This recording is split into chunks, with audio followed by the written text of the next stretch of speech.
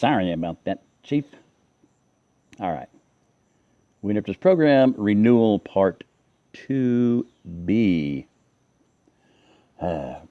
Mel may well have nightmares for a time as her subconscious hashes it all out, but I expect those will fade in time. Keeping them busy and active will help a lot. Looks like Heather will take care of that. She's on a real tear with this baking thing lately. It seems to have really fired her imagination. I wish I'd have tried to get her interested in cooking years ago. At the rate those three are going, they'll be wanting to set up their own catering business. John grinned. Well, I don't know about catering, but if they're willing to make a go of it, I'm willing to set them up in business, at least a small one anyways. With the excitement of the day yesterday, I wasn't able to tell you I made the deal with Eddie. I'll pick up the hogs Christmas Eve night. The goslings will get come spring.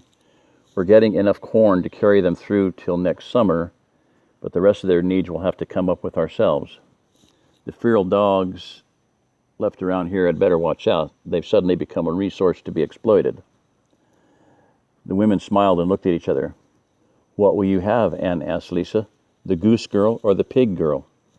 Lisa giggled. This isn't what I envisioned Heather doing last spring, but this may do them some good. Her grandfather would be pleased. The women fell to discussing the possibilities, so John turned to his radio, punched the power button, and began to scan the frequencies. Radio Moscow was halfway through their English language news service. Fighting in northern Iraq between Turkish military forces and combined Kurdish and Iraqi forces is being hindered by deep snow over the battle area.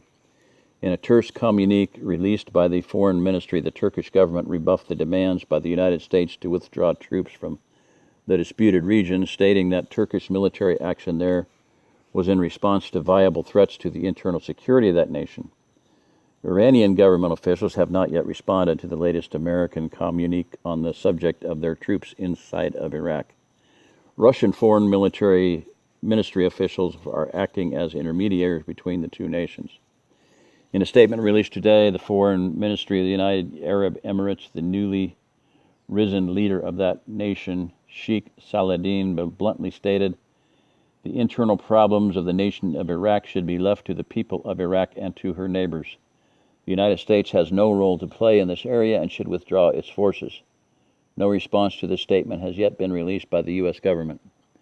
In Brazil, military strongman General Juan de Leon, acting as spokesman for the military junta now in charge of that beleaguered nation, again stated that trials of suspected rioters and resistance fighters by military tribunals will continue. The governments of Chile, Peru, Ecuador, Bolivia, and Paraguay have protested the high-handed tactics of the new military regime in Brazil. The government of the United States has released no statement about the matter. It is thought the new Brazilian government may be officially recognized by the U.S. as early as next week.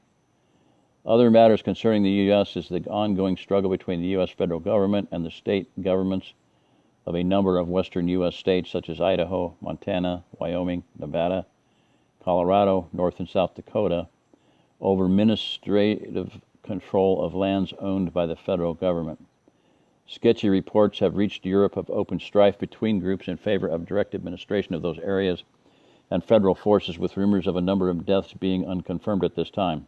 Ha, John snorted.